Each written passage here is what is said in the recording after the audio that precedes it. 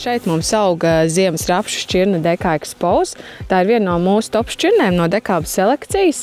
Šķirne mums raksturojas ar ļoti labu ziemotspēju, un to mēs arī varējām redzēt šogad, jo tajās vietās, kur mēs varējām salīdzināt ziemošanas, jeb ziemcietības, tad Deka Expose mums bija tā šķirne, kur bija pārziemojusi.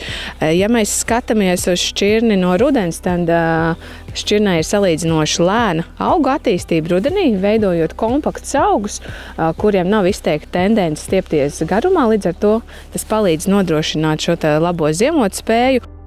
Šis rīts ir ļoti dzēstrs, ir tikai +3 grādi, bet mēs esam uz rapšu lauka, uz hibrīdu, tātad ziemas rapsim Expose. Hibrīds ir ļoti labi attīstījies, ir ļoti optimāla biezība, bet redzam, ka augi ir mazliet saliekušies, tas ir vēsuma ietekmē.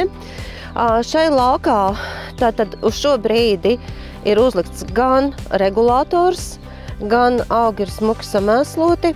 2 nedēļas atpakaļ šeit konstatējām, kad ir vairāk par 5 kaitēkļiem uz auga, gan smecernieks, stublais smecernieks, gan arī spīdulis, un līdz ar to tika pieņemts lēmums smidzināt ar insekticīdu.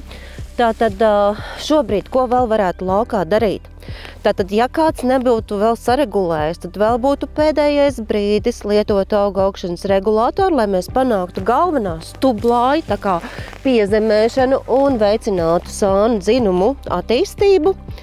Un noteikti ir jāsako līdz tātad kaitēkļiem, jāskatās līdz, kāds ir stāvoklis ar smecerniekiem un ar spīduļiem uz lauka, un vai nav nepieciešama apstrāde arī insekticīdu. Priekšaugšējā laukā ir ziemas kvieši, un līdz ar to var redzēt, ka ir palikuši sārņaugu kvieši, kuri ir ierobežoti šo pavasari ar jenotu 1 litru uz hektāru, un var redzēt, ka ļoti labi ir produkts nostrādājis, tātad kvieši, kas šajā laukā ir kā sārņaugi, ir sākuši dzeltēt, un tātad var redzēt, ka ir ļoti laba iedarbība un efektivitāte. Deka Expose mums ir salīdzinoši lēna šī pavasara attīstība. Augi veido kompaktus, spēcīgus augus ar izteiktu zarošanos.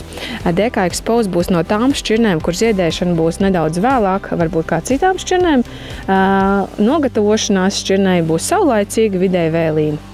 Un apmēram pēc 3 nedēļām, kad augi jau sākas ziedēt, ir jāsako līdz laika apstākļiem un jādomā par pirmā fungicīda smidzinājumu, vai nu tas ir ziedēšanas sākumā, vai arī pilnziedā, lai ierobežotu baltās pūles attīstību.